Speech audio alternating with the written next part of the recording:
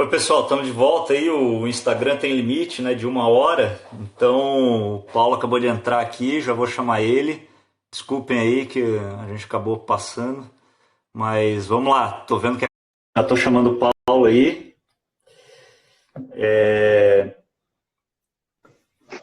Oi, Paulo. Voltamos.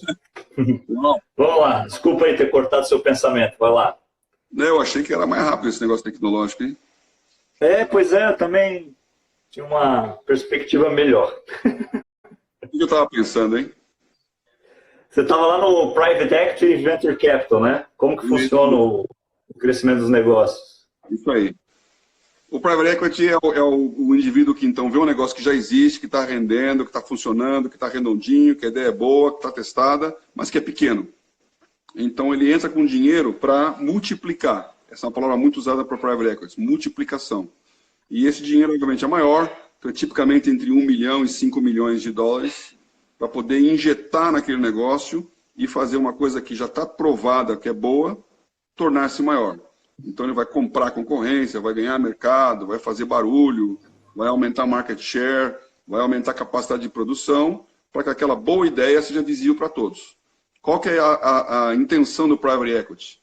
É de fazer aquele negócio crescer, crescer, crescer e vender, que é desinvestir ou exit, que é a saída. Então, ele não quer montar um negócio para ficar para o resto da família, para dar para o filho.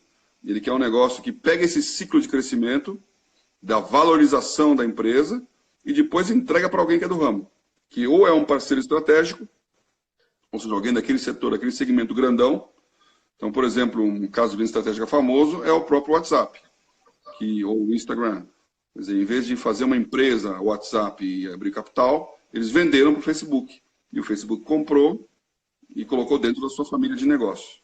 Então, é um private equity que sai nessa hora. Ou então ele abre o capital, que é o famoso IPO. Então ele abre o capital, todo mundo vai entrar de sócio, a empresa passa a existir e vida que segue. Então, esse ciclo é o ciclo do mercado de capitais. Aqui no Brasil, nós temos boas ideias. Então, em 2012, o governo me convidou para fazer parte do Startup Brasil. Então, é uma ideia do Ministério da Ciência e Tecnologia de melhorar e ajudar essa arrancada. Dar a grana do anjo, os 100 mil, 200 mil lá, para começar o Tá. negócio. Então, só que o governo foi uma das poucas coisas que foram bem feitas pelo governo na época, foi eu não vou Aham. criar uma estatal de startups e vou garantir eu aqui as startups. Eu vou deixar o mercado fazer isso. Então ele vai dar dinheiro a fundo perdido. Então ele pegou lá pouco dinheiro, sei lá, 30 milhões de reais na época, e falou, vamos dar 100 milzinho para cada um aqui. Quem merece 100 mil de graça? Eu não vou dizer quem é essa pessoa. Quem vai dizer é o acelerador. Então as aceleradoras entraram para se cadastrar no Startup Brasil, para receber o dinheiro do governo e investir na empresa, na startup. E ele ia ser o anjo dessa história, e com isso ele está com até 30% do controle acionário, 10% a 30%. Então o Brasil está começando essa questão de startups. Hoje tem 12 mil startups no Brasil, que é um número maior do que 10 mil que tem em Israel. Então você tem uma ideia, Israel, que é mega nesse assunto, tem 10 mil startups. É claro que Tem. são 10 mil lá em Tel Aviv e Jerusalém. É um negócio, ou Beersheba. Então, no tamanho do Sergipe tem 10 mil. Aqui no Brasil inteiro tem 12 mil. Mas as nossas startups, elas têm o poder de alavancagem, ela consegue ser produtiva, ela consegue multiplicar. Então, em Israel, uma startup que eu conheci lá, que chama Mobileye, que é olho móvel, né? Mobile Eye, é uma startup de um professor da Universidade de Jerusalém, que queria inventar um olho para cegos. Então, inventar outra coisa de Israel, que eu acho uma pergunta que você não fez aí, ou fez no meio do caminho que passou. Quando você começou a falar, você falou sobre a necessidade, né? Então, nós estamos numa época de necessidade. Israel é tipicamente isso. Então, eles não pensam pequeno. O cara falou, eu vou inventar um olho para um cego enxergar. Ficção científica. Gastou um dinheirão nesse negócio. Conseguiu? Não! Não conseguiu. Então, os cegos continuam sem enxergar com o olho mecânico. Mas ele percebeu que aquela tecnologia do olho, ele podia usar na indústria automotiva, são os sensores que fazem um carro enxergar o caminho. Então, montou a Mobileye, longa história curta, a Intel comprou há 2, 3 anos atrás a Mobileye por 11,7 bilhões de dólares. Caramba. Nós estamos falando de Waze, né, YouTube, foi vendido por 1 bi e meio, 2 bi, 11 bi e 700 para comprar a Mobileye, com uma condição, não sai de Israel. Então tem que ficar em Jerusalém.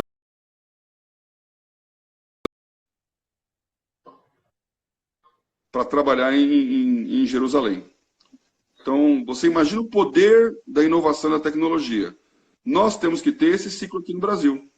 Gente com ideias, capital chegando. Essa agora é uma fase ótima, porque com os juros baixando de 6, toda a linha de atuarial do mercado de financeiro, né, dos fundos, da indústria de fundos e previdência, não é mais atingida. Então, você não consegue mais remunerar o seu dinheiro com juro, vai ter que remunerar com risco. Então tem um grande apetite à diversificação de risco. Tinha, né? E essa destruição toda da crise, que está abalando todo esse modelo, mas a renda variável era uma saída natural para todo mundo que está cansado da renda fixa. E agora eles descobriram que tem volatilidade na renda variável. Mas, passada esta crise, continua sendo uma excelente coisa investir numa empresa que está começando. Sim. Quais são as linhas? Eu imagino aqui, né, que na live tenham, e depois onde a gente divulgar esse canal aqui, deve ter vários empreendedores. Eu quero entrar um pouco na vida deles de hoje já, com essa crise e tal, o que a gente pode ajudar, mas quais são as linhas, ou como que essa pessoa pode buscar esses investimentos, ou linha de crédito, etc. Porque eu vi até uma pesquisa recentemente da Deloitte, a consultoria, que me assustou, que era uma pesquisa com médias e grandes empresas do Brasil, e 53% dos diretores financeiros não conheciam um tipo de linha de crédito que poderia financiar o negócio deles, né? Então, uma métrica assustadora. Assim. Eu imagino o pequeno empresário, talvez muito menos, né? Conheça muito menos isso. Como que ele pode acessar esses canais, assim? Claro, Olha, além de conversar com nós, né? Olha, esse eu acho que é a parte que está mais mudando no Brasil, é uma coisa mais fantástica que tem dessa diminuição dos juros e dessa inovação tecnológica, que são as fintechs, né? Então, agora, de repente, aquilo que era um monopólio de um banco, que só ele podia fazer aquilo, dar crédito, agora você tem um monte de outras coisas mais. E também tem uma capacidade de correr riscos, porque os preços relativos mudaram. É muito difícil, também não vou entrar nesse negócio que é política monetária, mas por que o Banco Central sobe e baixa juros? Porque quando você sobe o juro, você inibe a criatividade ao risco. Então a pessoa não quer mais correr risco se tem alguma coisa fácil do lado. Então, assim, se eu vou pegar a minha grana e vou colocar num investimento fácil, que vai me render aqui 12% ao ano, e eu vou para a praia fazer nada, e no final tenho 12% de retorno, que é um retorno imenso em qualquer lugar do mundo, para que eu vou correr o risco de dar errado? Sim. Então, o juro, ele deprime esse apetite ao risco, porque a competição fica injusta. Então, o Brasil viveu décadas nesse ambiente. Nós estamos mal começando um ambiente em que vale a pena arriscar. E as pessoas não estão preparadas para isso. Então, realmente, essa crise vai mostrar muito isso, porque todo mundo está correndo para a Bolsa de Valores como se fosse a mesma maneira de ganhar 1% que eu ganhava de graça lá, sem fazer nada com a renda fixa ao mês, né, 1% ao mês. Agora eu vou ganhar na Bolsa aqui, que ainda dá mais do que 1% ao mês. E agora descobriu que ela pode dar, também pode tirar. Então, é uma pancada violenta, vai doer, muita gente vai lembrar dessa queda de preços violenta, mas a economia continua existindo. Então, o risco, ele é bom, ele não é ruim. O risco é a maneira de você crescer. E, de novo, o que eu falei lá, se você é pequenininho, o risco é a melhor coisa que pode acontecer na sua vida. Eu lembro quando, em 1990, teve o plano Collor, eu estava trabalhando no banco e ouvindo aquele negócio lá e estava pensando, ela está falando que ela vai confiscar o dinheiro de todo mundo. Então, começando a entender o que o governo ia fazer. Ele ia pegar a grana de todo mundo e congelar. Falei, puxa, o que eu faço com o meu dinheiro? Então, a minha vantagem naquela época é que eu não tinha muito dinheiro. Então, eu falei, quando eu entendi o que ia acontecer, eu lembro claramente daquele dia, lá, em março de 1990, né? Eu saí do banco, falei, pessoal, vou para casa, liguei para minha mulher, falou, vamos fazer compra. Né? A minha mulher estava grávida do meu filho. E Aham. nós fomos, então, tinha que comprar um monte de coisa. Eu falei, olha, você hoje é o seu dia de sorte. Compra o que você quiser. Foi uma Teodoro Sampaio, falou, compre o que você quiser. Eu vou gastar todo o dinheiro que eu tenho, vou acabar com a minha liquidez total. Então, comprei o quarto, comprei um enxoval, comprei móveis, comprei mobiliou a sala, encheu e as pessoas estavam meio assim, mas será que aceita? Parece que a moeda mudou. Falou, olha, se você quiser que eu compre, eu vou comprar agora com a moeda que tem. Senão eu vou na outra loja. Ele falou, ah, tá bom. Uma hora depois, ninguém mais aceitava comprar no dinheiro antigo, que estava congelado, cruzado novo lá, e entrava a nova moeda. Então, por que eu consegui fazer aquilo? Porque eu tinha pouco dinheiro. Então, aquela crise, para mim, foi uma oportunidade. Para quem tinha uma montanha de dinheiro, estava vendendo uma casa e ia comprar outra, travou a economia da vida dele lá, ele ficou sem dormir um tempão. Para quem era milionário e, de repente, podia sair para jantar no restaurante que quisesse, ele se sentia pobre, porque agora ele não tinha dinheiro para pagar a conta do restaurante. Então, foi uma crise meio parecida com essa aqui. Tudo vazio, as pessoas em casa, deu um problema de depressão em muita gente. Então, agora, se você não tem grana, saiba, você está num belo momento de começar quando a concorrência está saindo da frente. Tem que pensar em tecnologia e inovação, tem que pensar em que negócio você pode fazer que conecta o mundo inteiro, e tem que pensar naquilo que o Brasil é forte, que eu já falei na outra live lá, né? Que tem a ver com agronegócio, tem a ver com energia, tem a ver com água, tem a ver com conectividade e tecnologia, né? Inovação tecnológica. Sim, legal. Excelente, Paulo. Pô. E deixa eu perguntar, para quem já tem um negócio e agora, pô, talvez feche aí um mês, se Deus quiser, dois ou três, num caso ruim. O que que se faz nessa hora? Bom, aí você falou uma coisa que também me remete à pergunta que você fez e que eu não acabei não respondendo lá, que é o pessoal falando, manda a economia andar porque não dá para fazer um shutdown em todo mundo, o mundo todo. Uhum. Realmente não dá, porque o efeito econômico vai ser muito mais duradouro e desastroso. Então eu falei isso no domingo lá na igreja. Curto prazo, médio prazo, longo prazo. No curto prazo, nós estamos discutindo se eu vou ou não vou fechar o negócio, se vai ou não vai ter reunião, se eu desmarco ou não desmarco o evento, que é essa agenda que foi totalmente transtornada por causa desse surto do coronavírus. E isso é curto prazo. E vai se contar em dias, em talvez meses, e vai passar. Aí no médio prazo, que vai se contar até o fim do ano, um ano para frente, tem uma crise econômica que todo esse fechamento produz. Ele foi exagerado, ele não foi exagerado? Olha, é muito cedo para dizer. Eu sei que na hora dessa crise a gente tem que ser conservador. Então, você tomaria um copo de água com 1% de esgoto? Não. Eu? Você Eu? entraria você até tomaria, mas sem saber, né? Você entraria num avião com 1% de chance de cair? Não. Dificilmente. Então, assim, vai morrer 1%, mas 1% é muita gente. A gente vai dispersar 1% e falar, não, morreu 1%, sobrou 99%. Não. Então, Pô, tem que tomar uma decisão conservadora de ser radical. Agora, é claro que você não pode destruir tudo por causa de uma crise que vai durar alguns meses. Então, para quem realmente está com a mão no emprego lá, eu vi vários posts de empresários falando sobre isso, né?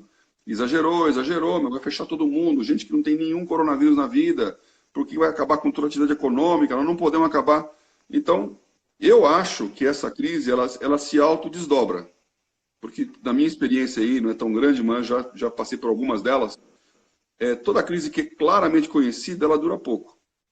A crise que pega você é que do nada apareceu, como agora aconteceu com o coronavírus. Eu lembro do bug do milênio, 2000. Ficou todo mundo imaginando que o mundo ia acabar em 2000, porque as máquinas iam pifar, os programas não iam funcionar, os bancos não iam quebrar, os ônibus não, mas as aeronaves, os foguetes, todo o sistema que está metrô, ia dar um bug. Então, assim, era o fim do mundo. Foi overreacted, todo mundo se preparou tanto que não aconteceu nada. Então, quando você tem a certeza do que vai acontecer, você se prepara. Está acontecendo isso agora. Então, realmente, as pessoas vão se imunizar. E o que está falando, isso é verdade. Na hora em que você tiver uma grande percentual da população já imunizado, porque a maioria das pessoas vai pegar o vírus, mas não vai acontecer nada. E uma minoria vai acontecer de ter sintomas graves. E uma minoria da minoria vai ter que ir para a UTI. Essa minoria da minoria, se ela for toda ao mesmo tempo, vai inundar todas as UTIs e vai entrar em colapso do sistema de saúde. Então é isso que nós estamos evitando. Mas continua sendo uma minoria da minoria. A maioria, ela vai passar pela gripe. E aí realmente é uma gripe forte. A pessoa é assintomática, ela não sabe de nada, mas ela está positiva e não vai nunca saber. Bom, quando fizer muito teste e todo mundo testar e descobrir que está imunizado, esse cara pode voltar para ativa.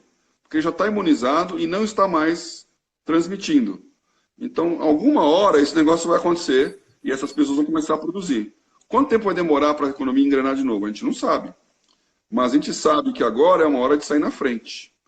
Então, eu acho que a oportunidade que está por trás disso é justamente pensar várias atividades que antes eram totalmente analógicas estão virando digitais. E na hora em que a pessoa experimentou e funciona, ele vai continuar sendo digital. Então, se você tem uma coisa que envolve, por exemplo, treinamento, e agora você tem o EAD veio para ficar. Vai aumentar o mix EAD versus presencial. Então, quem tem uma empresa de treinamento tem que pensar como ele vai ser mais EAD do que antes. Porque essa é uma coisa que vem para frente. A mesma coisa nos deliveries dos restaurantes, aplicativos, e tudo que você pode fazer na vida. Então, é uma bela oportunidade de pensar qual é o negócio que vai sair dessa crise fortalecido e qual é o negócio que vai sair enfraquecido. E aí pular fora dele, né? Boa. Eu até estava conversando num grupo de empresários também sobre... Provavelmente muita gente vai perder emprego, né? Até teve uma live esses dias com o Guilherme Benchimola da XP e mais 5 grandes empresários. Eles chegaram a cogitar 40 milhões de desempregados. Um número que a gente não consegue nem vislumbrar, né? Assustador. Aí a gente começou a traçar estratégias para pequenas cidades, né? E uma das ideias que surgiu era a gente montar dark kitchens, que são cozinhas comunitárias, em áreas de periferia, às vezes dentro de uma igreja, dentro de uma ONG e tudo mais, para absorver a mão de obra do desempregado e servir o delivery que provavelmente vai aumentar. Então, talvez a cadeia de restaurante pode aproveitar para sofrer uma transformação agora e a gente conseguir ajudar pessoas que estariam desempregadas, né? Então, acho que é o momento do empresário começar a pensar nessas coisas. No mais, financeiramente, o que você pode falar aí, Paulo? A gente sabe, por exemplo, não sei se todo empresário aqui, você tem que saber medir qual é o seu burn rate, né? Sua taxa de queimar dinheiro, cortar o que der para ter um caixa por mais tempo. Aqui no Brasil eu sei que o número é meio duro. Ghost Kitchen, né? Isso aí, o colega corrigiu aqui. O que mais assim de estratégia financeira que o cara pode fazer, Paulo, para se aguentar aí nesse curto prazo, digamos assim? Primeira coisa aí, né? Conselho de graça, dizem que não é bom, mas eu espero que esse seja. Existem 2 tipos de desempregados. Existe o desempregado que vai ficar desempregado porque a atividade dele passou. Então, o mundo mudou, aquilo que ele fazia não tem mais o valor que tinha antes, então ele perdeu o valor. Esse é um desemprego constante. Então, é que nem aconteceu, sei lá, é um exemplo que eu sempre dou, porque eu lembro, eu li claramente essa história há um tempo atrás, um case famoso, da indústria, quando começou a indústria automobilística, né? Então, você imagina uma Nova York em 1900, começo do século XX, 1910, 1920, 1910, né? Para colocar antes do Ford T lá, que tudo em Nova York era cavalo. Então já tinham todos os arranha-céus, ou grande parte deles lá, que a gente conhece hoje, já estava construído. Já era uma cidade de 1 milhão de habitantes. E todo mundo andando a cavalo, tração animal. Então não tinha garagem. Por isso hoje você vai lá no downtown, nenhum prédio tem subsolo, porque os cavalos não ficavam no subsolo. Tinha toda uma indústria para poder limpar a rua, porque você imagina a quantidade de urina e estrume animal que tinha que ser limpado, toneladas, lembra dos números, esqueci. Tinha toda uma indústria que eu chamo de equinopeças, que é correias, chicotes, celas, carruagem, que as pessoas construíam e viviam em torno disso. As BMWs deles, as Ferraris deles eram as carruagens. Então, de repente vem um cara falando do automóvel que muda totalmente isso.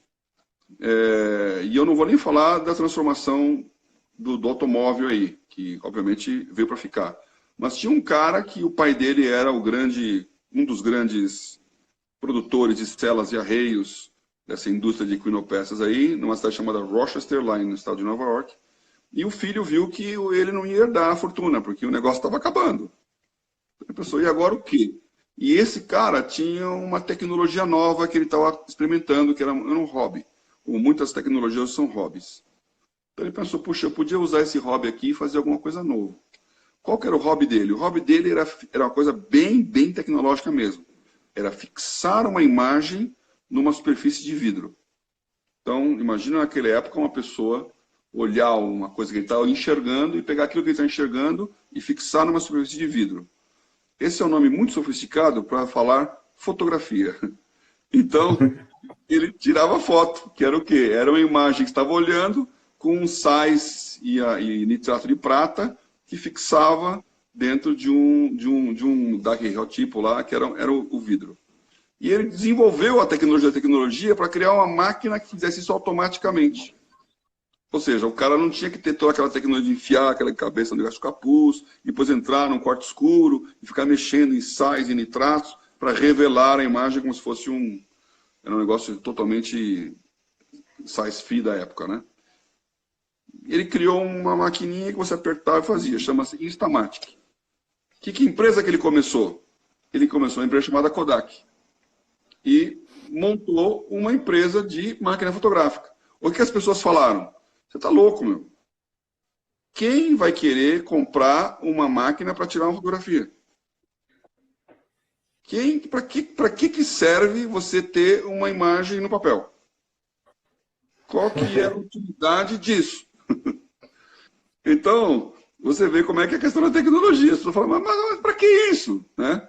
É aquela clássica frase do presidente da Digital, que era uma grande empresa de computadores, que disse aí na década de 70 para 80 que ele não via nenhuma razão pela qual uma pessoa ia querer ter um computador no seu quarto. Ele não via nenhuma razão. Então, ele não viu mesmo, a Digital quebrou, né? E o PC veio para ficar. Então, o que acontece com isso? O cara que trabalha no indústria de arreios, ele tem que saber que acabou o emprego dele. Ele tem que mudar de emprego. Então, ele tem que... E a única maneira dele mudar de emprego é adquirir um conhecimento novo. Então, na hora em que a indústria de cana-de-açúcar proibiu boia fria, você vê que você nunca mais ouviu falar esse nome, né? Boia fria era aquele carinha que ia lá para cortar cana na hora da colheita. Então, botava fogo naquele negócio, levava lá uma marmita de manhãzinha, passava o dia inteiro lá no meio do canavial cortando e trabalhava, acabou a colheita, voltava. Agora é proibido. Então, máquinas colheitadeiras vão ocupar o lugar do boia fria. O que ele vai fazer? Ou ele aprende a pilotar uma máquina, só que nem todos os boia frias precisam para poder pilotar uma máquina substituir centenas, ou ele vai aprender outras coisas. Esta é uma hora que, se você tem um emprego que tecnologicamente está ultrapassado, você tem que investir em educação, investir em conhecimento, aprender uma coisa que você ainda não sabe. Seja lá o que for, mas aprenda uma coisa que você não sabe e que tem valor daqui para frente. Agora, existe um segundo tipo de desempregado, que é esse que eu queria tocar, que é o cara que perdeu o emprego porque a empresa dele está num momento ruim, baixou o fluxo e ela tirou o cara. Mas o negócio continua. E esta é a hora de você pensar, continuo assalariado ou monto o meu negócio? Então, É uma oportunidade de você fazer o seu negócio dentro da indústria que você conhece. É muito mais seguro e confortável receber o chequinho todo fim do mês, mas saiba o seguinte, se você ganhar um dinheirinho e está trabalhando pouco, ou você vai ser demitido ou a sua empresa vai quebrar. Não existe ganhar muito e trabalhar pouco. Então, essa é uma oportunidade para você montar um negócio. E agora, que negócio é esse, né? Quais oportunidades que tem com a tecnologia no pós-crise? Com certeza o digital tem aí. Então, juntando com a outra live lá, há 8 anos atrás, um rapaz da minha igreja, ele se converteu através de um curso de evangelização que a gente tem, que chama SAL. Então, você vai lá estudar a Bíblia pelo SAL, perguntas e respostas, e que eu chamo de jiu-jitsu espiritual. Né? O SAL foi feito pela... Já que é jiu-jitsu, né? Tem uma japonesa na história, né? Então, a Elisa, que é a pessoa que dá o SAL, ela é uma japonesinha, né? Que você não vai ganhar dela na luta. Mas se você começa a discutir Bíblia com ela, você vai acabar se convertendo. Porque o jiu-jitsu vai mobilizando, e no final você bate no tatame. Então, perguntas e respostas, que a pessoa vai olhando na Bíblia as respostas e no fim ele chega às conclusões. E o Marcel, que era essa pessoa, ele foi convidado pela namorada dele para fazer o sal. Ele não queria, mas aí ele falou, vou provar para essa mulher aí que isso não tem nada a ver. Então ele foi fazer o sal lá com a Elisa e saiu de lá salgado. Então, virou cristão, entendeu que ele estava errado, entendeu que a Bíblia era a palavra de Deus, entendeu que Deus tem um propósito na vida dele, entendeu que as coisas são maiores do que simplesmente a dimensão humana aqui. E a primeira pergunta que ele fez foi, puxa, eu quero ter a Bíblia comigo. Eu quero ter a Bíblia no celular. E aí, então, procurou um aplicativo de Bíblia. Já existia há 8 anos atrás, tinha lá um pouquinho, estava no comecinho da YouVersion, que é o maior aplicativo de Bíblia do mundo hoje lá dos Estados Unidos. Só que o aplicativo da YouVersion era online e era para muito pesado, usava muita memória do aparelho. Aqui no Brasil os aparelhos eram menorzinhos naquela época e muito caros. Então, ele falou, vou fazer o meu. Então, a necessidade dele era, eu preciso de uma Bíblia para mim. O que ele sabia? Ele sabia programar. Então, ele montou um aplicativo de Bíblia. A longa história curta, um pede, outro pede, outro pede, outro pede. Hoje, esse aplicativo de Bíblia, que é a Bíblia Offline, ou a Bíblia JFA, ela é o segundo maior do mundo. Depois da YouVersion, é a Bíblia JFA. Você tem lá 45 milhões de downloads, 4 milhões e meio de pessoas olhando a Bíblia. Então, hoje existe um mercado de 4 milhões e meio de cristãos olhando o aplicativo. O que você faz com isso agora? Como é que eu conecto essas pessoas? Então, na hora de fazer uma live, né, esses dias tem um blog lá dentro do aplicativo que você lê. Então, meu filho, a filha do outro pastor da igreja, um outro lá, escreveram um blog lá, Pandemia do Medo. Foi a mensagem que eu falei no domingo, inclusive. Pandemia do Medo. 150 mil pessoas olharam aquele blog lá. Então, você tem uma... De repente, você escreve um negócio, 150 mil pessoas assistem. Que pastor tem a oportunidade de pregar para 150 mil pessoas uma mensagem. Então, o poder de transformação, o poder de participação. E é por isso que, inclusive, eu estou conversando aqui com o Haroldo, o Harold, porque, em função desse negócio tecnológico, nós estamos juntando todas as empresas digitais cristãs e criando uma organização chamada ABCD, que é a Associação Brasileira Cristã Digital. Todos os empreendedores digitais que produzem material para o mundo cristão no mundo digital, nós estamos juntando na ABCD. Então, tem empresas como a BJFA, tem empresas como Bom, aí tem, o Harold tem várias, né? Tem que escolher qual que é o chapéu que ele está usando aí, né? Na participação como um consultor e também como um propagador do mundo digital. Tem a Sociedade Bíblica do Brasil, tem a Dunamis, tem lá a Consciência Cristã, a Christian Vision. Então, um monte de gente estrangeira e nacional, empresas que estão provendo sistemas para soluções para a igreja, né, como já lembra do Prover, né? Prover, InChurch, Atos 6, são empresas que estão começando o mercado que a gente nunca nem imaginava. Conectar cristãos. Eu não tenho tempo para falar isso aqui, mas eu tenho certeza que a igreja vai sair totalmente diferente daqui a alguns anos com essa revolução digital. A maneira de se relacionar, púlpito e plateia, a maneira de se relacionar cristão com cristão, a maneira de se relacionar igreja com uma outra igreja no mundo digital, ela revoluciona a maneira de ser igreja. E é uma volta às origens, que é quando vos reunis, cada um de vós tem. Legal, legal. E é interessante, né, Paulo? A gente estava falando aí da migração de poder para a China. A gente está tendo forçadamente a experiência de viver a igreja da China, que é a igreja dentro de casa, né? Apesar de que digital nem tanto, porque lá é meio proibido e tem todo esse lance de perseguição de igreja e tudo mais, né? Hoje a igreja no Brasil inteiro está sendo perseguida pelo coronavírus, porque todo mundo está, e a gente está preso fazendo igreja dentro de casa. Então, é uma oportunidade para a gente começar a se espelhar no que está acontecendo na China aí, pessoal. Eu não tinha pensado, hein? Você tem um chinês te perseguindo na rua, que é um vírus chinês, e você está agora indo de casa buscando a Deus escondido. É verdade. Olha, eu sou do tempo do contrabandista de Deus. Eu sou do tempo em que eu li o livrinho lá que o cara colocava a Bíblia dentro de um fusquinha para poder contrabandear a Bíblia para dentro da Rússia, da cortina de ferro. E depois isso evoluiu, eu lembro da época da Operação Pearl, que era a cortina de bambu, né, a China. 1 milhão de Bíblias, vamos fazer um esforço, Portas Abertas, Missão Portas Abertas, que foi a que o irmão André fundou, né? Vamos fazer um esforço para colocar 1 milhão de Bíblias, navios vão chegar lá e vão jogar nas praias, os chineses cristãos vão aparecer na madrugada, pegar escondido aquelas Bíblias, lugares secretos, para poder colocar 1 milhão de Bíblias dentro da China. Hoje, o país que mais produz Bíblia no mundo é a China.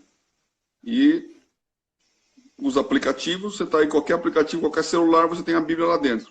Então, mudou drasticamente a maneira de se relacionar com a Bíblia, com Deus e com a igreja nessa revolução digital. Incrível, incrível. Então, vejam, pessoal, a crise está aí, mas ela não é... Eu acho que o grande lance, até vou falar depois aqui às 11 horas, 23 horas, no Instagram do Andrei Tomasi, andrei.tomasi, o Andrei com Y, é um empresário lá de Santa Catarina. Eu vou conversar com ele sobre quem você é nessa crise, Arão ou Moisés, né? E apesar de ter a crise, nós vamos ter um lockdown, os bancos aí estão falando que o PIB dos Estados Unidos vai cair 30%. É mais um momento de você se reinventar, né? E você talvez ir para uma perspectiva muito mais empreendedora, ou talvez intraempreendedor, se posicionar como um líder dentro da sua empresa, ao invés de simplesmente receber a demanda do seu top-down, que deve estar perdido agora sem saber o que fazer, entendeu? É muito mais um momento de você se transformar, estudar. Garanto que no WhatsApp de vocês aí já deve ter passado os cursos gratuitos da FGV, já é um começo, que passou no grupo de todo mundo isso aí. Tem dezenas de plataformas dando curso gratuito, então acho que tem uma perspectiva maravilhosa aí para esse momento de crise. Ô Paulo, para a gente fechar aí, curiosidade, né? Não podemos perder a sua expertise histórica, e muita gente perguntou na live anterior, que ação investir agora que parece que a bolsa está barata? Essa pergunta é de $1 milhão mesmo, né? Tem que fazer um disclaimer aqui, né? Eu não sou a Betina, então não existe fórmula mágica, não existe uma barbada, não existe o preço certo. Agora, tem algumas coisas que você tem que pensar, elas vão prevalecer. Então, falando de bolsa de valores, no momento desse como crise, todas as ações caem. Então, você tem lá, das ações, as quase 500 ações da Bolsa de Valores listadas no Brasil, você tem as ações que estão em vários setores, né? Então, você tem setores que são pior ou melhor, setor de serviço, setor de utility, setor de mineração, setor de energia. Então, nem todos os setores reagem igualmente a esta crise. Setores são melhores, setores são piores. Mas na hora do vamos ver, é o Ibovespa que cai. Então, a bolsa é afetada 70% por conjuntura. Se vem uma má notícia, o Trump resolveu invadir a Coreia, a bolsa vai cair. A excelente empresa, a péssima empresa, o setor maravilhoso, o setor ruim, todos vão cair, porque é uma notícia de conjuntura. E 70% do movimento da bolsa é em cima de conjuntura. Depois você vai ter o setor, aquele setor que é melhor. Então, por exemplo, hoje, eu estava falando do agronegócio. O setor de agronegócio, ele tem tudo para dar certo. Porque as pessoas vão continuar comendo, então você não vai diminuir o número de comida. Os preços das commodities, elas estão caindo no mercado internacional, então isso é ruim para algumas commodities. Por outro lado, o dólar subiu. Então, em reais, essas empresas estão faturando uma coisa meio que compensa a outra, né? Porque a commodity é mais barata, mas ele está ganhando mais dinheiro em real. Então, ela tem um ganho de capital aí que não estava contabilizado. Então, esse setor ele tem uma facilidade de arrancar mais rápido do que outros setores que estão claramente prejudicados com a crise, como, por exemplo, linhas aéreas. Né? Companhias aéreas, elas... Varejo, aí, shopping center. Retail. Então, agora... E aí vem, por isso que eu tenho que falar com um certo cuidado. Se você não é tão esperto no assunto, é melhor mirar em setores que têm mais chance de dar certo. Agora, se você consegue fazer uma análise mais profunda, e não é tão fácil essa análise, você tem empresas que são muito bem administradas e empresas que são mal administradas. Então, elas estão no mesmo setor, às vezes, mas aquela tem uma boa administração, vai dar um bom resultado, ela se preveniu para a crise, ela tem caixa, ela tem circunstância. Então, algumas empresas de retail, elas vão sair bem, porque ela consegue melhorar o seu online, e aí, então, aquilo que estava vendendo na loja física, passou para o online agora e ela vai crescer cada vez mais. Né? Então, se você pensar em termos de Brasil, alguns anos atrás, era imbatível Casas Bahia. Quando a Casas Bahia juntou com o Via Varejo lá, falou, bom, agora fechou, não tem para ninguém. Mas ela não conseguiu fazer uma online tão forte quanto a Magazine Luiza, por exemplo, que era uma pequenininha, mas a Magalu explodiu. Então, a onda online dela levantou uma empresa que não tinha tanta participação física assim. Então, esse momento é o momento de entender os setores de online que vão claramente sair beneficiados com essa crise. Então, tem alguns deles aqui que, não tem dúvida, vão ser beneficiados, estão crescendo. Então,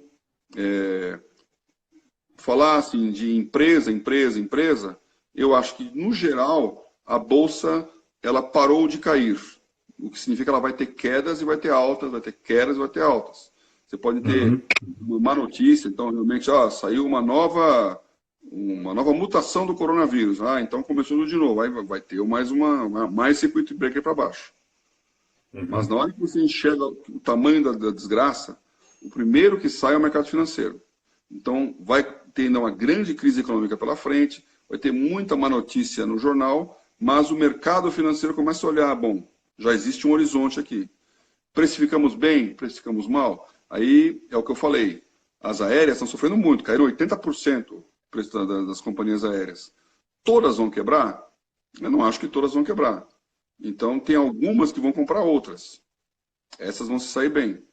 Então, é mais difícil de entender qual que é a ação que você vai escolher no meio de todas essas aí, né? Então, eu recomendo a você que entrou no mercado acionário e tomou uma tinta, como o mercado fala, né? Tomou uma tinta aí e está perdendo dinheiro, que você não desanime.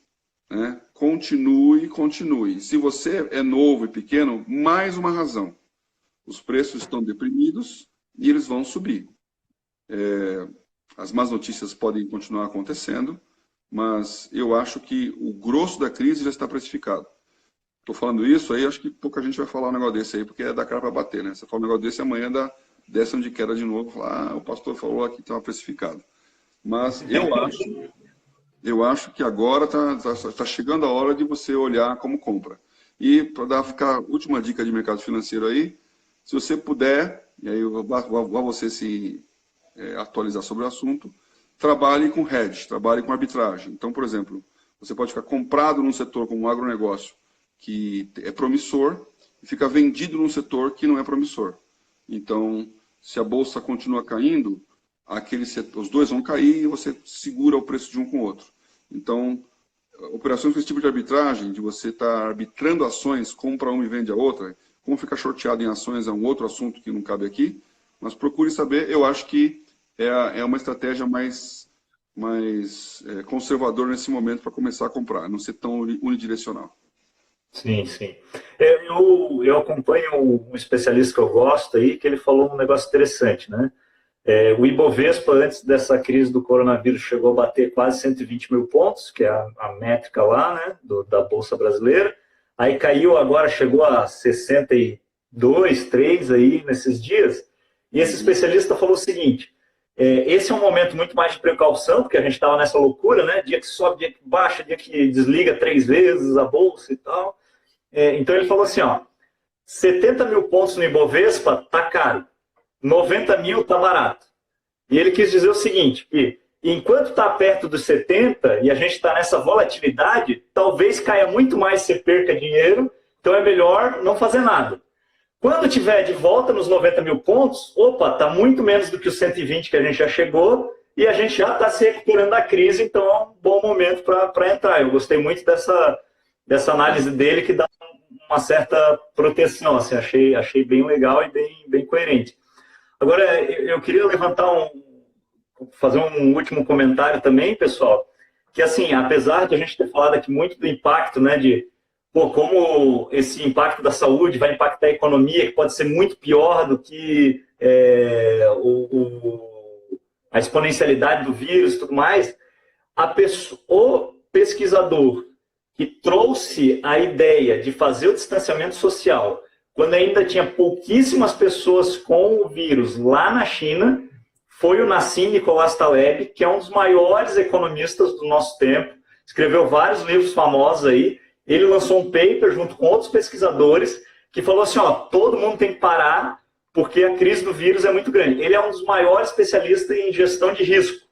Então, se um cara desse falou isso naquela época, é porque ele sabia que o negócio era tipo, muito grave. E é muito mais importante a gente salvar as almas, né?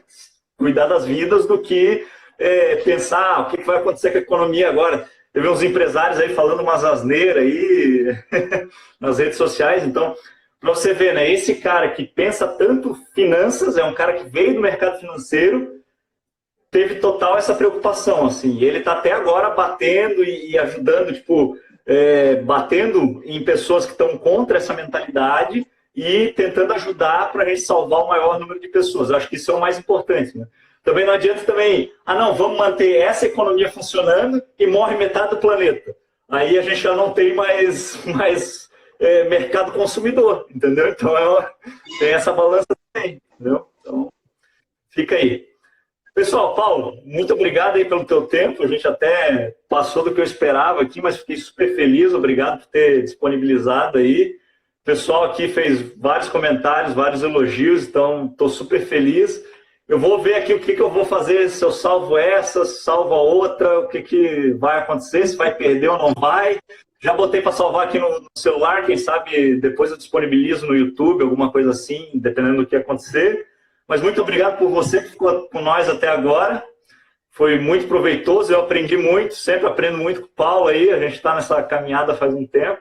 E obrigado pela disponibilidade, Paulo. Sempre à disposição, é muito bom estar com vocês e falar dessas coisas do dia a dia lá da frente, né? Se tiver dúvidas aí do que salvar, pergunta para Jesus, porque só Jesus salva. Amém. Valeu, pessoal, boa noite. Amanhã, para quem não saiu ainda, tá? Amanhã eu vou estar com o Luiz Barbosa, que é o CEO de 2 startups que trabalham 100% remoto. E a nossa ênfase vai ser trabalho remoto e novos modelos de trabalho durante essa crise. Como que você pode fazer uma nova gestão da sua empresa. Então, convide aí, se você gostou dessa, eu garanto, a gente conhece o Luiz, e o Paulo conhece ele também. Vai ser mais um material incrível para você. Depois, na quinta, a gente vai falar de redes sociais com um dos maiores especialistas em mídias sociais do Brasil. E na sexta-feira, a gente vai terminar com gestão de crises. Beleza, pessoal? Então, continua acompanhando a gente aí. Deus abençoe. 23 horas, eu estou no Andrei, com Y, Tomasi, para falar sobre quem você é durante essa crise. Valeu. Boa noite. Deus abençoe a todos. Tchau, pessoal.